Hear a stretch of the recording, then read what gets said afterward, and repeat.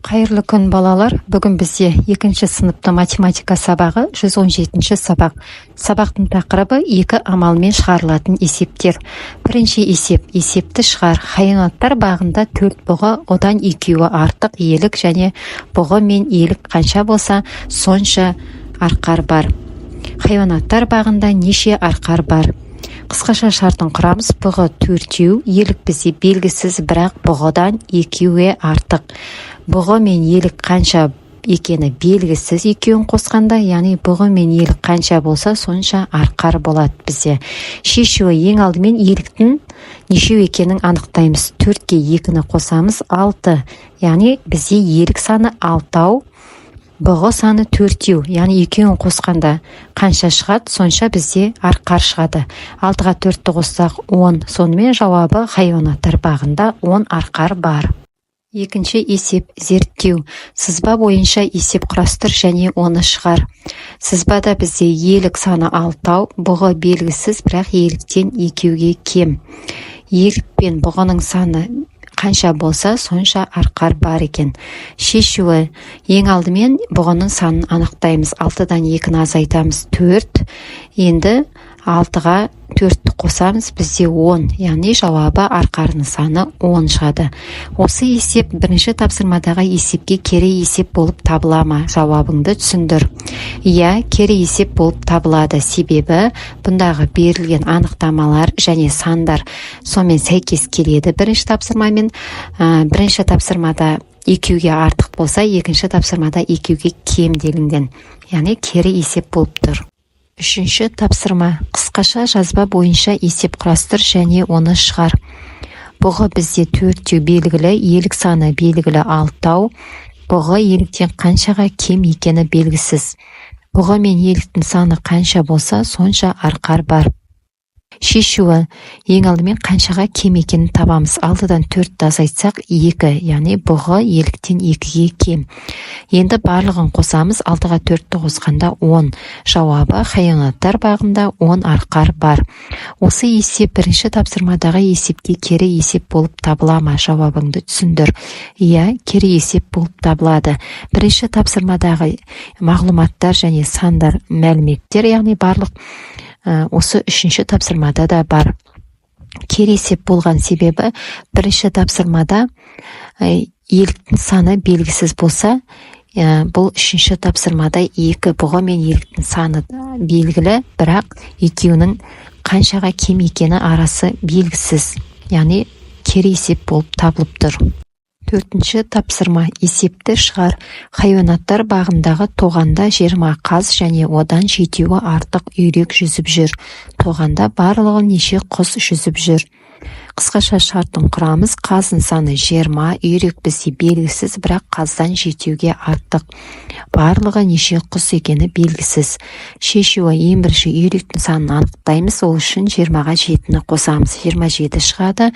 Барлық құстың санын табу үшін 20-ға 27-ні қосамыз. Сонда бізде 47 шығады. Жауабы тоғанда барлығы 47 құс жүзіп жүр. Бесінші тапсырма. Сызба бойынша есеп құрастыр және оны шығар. Сызбада үйрек саны 27, қаз саны белгісіз, бірақ үйректен 7-ге кем. Барлығы неше құс деп тұр. Шешуі ең алдымен қаздың санын табамыз. 27-ден 7-ні азайтқанда 20. Яғни қаз бізде 20, үйрек 27, екеуін қосамыз 47. Жауабы барлығы 47 құс. Осы есеп 4-ші тапсырмадағы есепке кері есеп болып табыла ма? Жауабыңды түсіндір. Иә, кері есеп болып табылады. Себебі бірінші тапсырмада 7-ге артық деп тұрса, екінші тапсырмада 7-ге кем деп тұр. 6-шы тапсырма, есепті шығар. Хайуанаттар бағындағы тоғанда 20 аққу жүзіп жүр. Бұл үйректерге қарағанда 4 есе артық. Тоғанда барлығы неше құс жүзіп жүр? Қысқаша шартын құрамыз. Аққу 20, үйрек бізде белгісіз. Аққу үйректен 4-ге артық екен. Енді барлығы неше құс? Шешуі ең алдымен үйректі табамыз. Аққу 4-ге артық дейді. Енді үйректі табу үшін 20-дан 4-ті азайтамыз, 16 шығады. 20-ға 16-ны қосқанда 36. Жауабы тоғанда барлығы 36 құс жүзіп жүр. 7-ші есеп. Амалдарды орында. 8 килограмм көбейту 4 қосу 25 килограмм.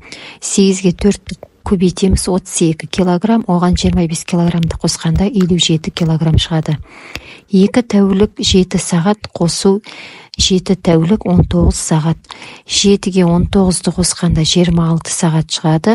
1 тәулікте 24 сағат болғандықтан 26-тан 24-ті азайтамыз, бізде 2 қалады. 2 сағат болады. 2 тәулікке 7 тәулікті қосқанда 9, оған 1 тәулікті қосқанда 10 тәулік шығады. Яғни 10 тәулік 2 сағат болады. 8-ші тапсырма. Теңдеулерді шеш. X азайту 35 тең 70 азайту 9.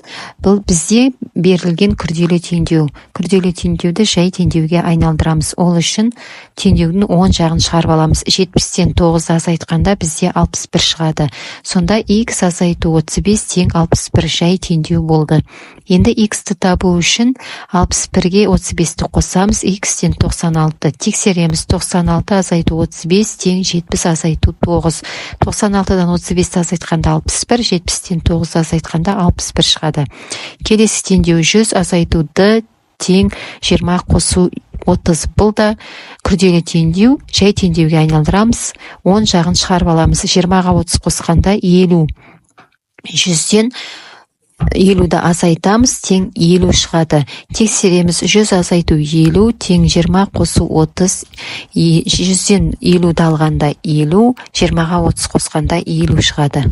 Келесі теңдеу бізде жай теңдеу берілген. X көбейту 4 тең 8. X-ті табу үшін 8-ді бөлеміз 4-ке. X тең 2 шығады. Тексереміз. 2 көбейту 4 тең 8. 2-ге 4-ті көбейткенде 8 шығады, тең 8. 9-шы есеп. Есепті шығар. Хайуанаттар бағында пілдің баласына түске дейін 20 литр су, ал түстен кейін одан 3 литр су кем беріліп отырды. Пілдің баласы күніне барлығы неше литр су ішеді? Қысқаша шартын құрамыз. Түске дейін 20 литр, түстен кейін белгісіз, бірақ 3 литр кем. Барлығы неше литр су?